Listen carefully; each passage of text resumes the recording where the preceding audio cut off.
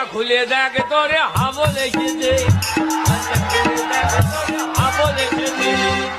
হ্যাঁ বাবু, তুই পড়াতে বাড়ি চলে এসেছিস? আয় বাবা আয়।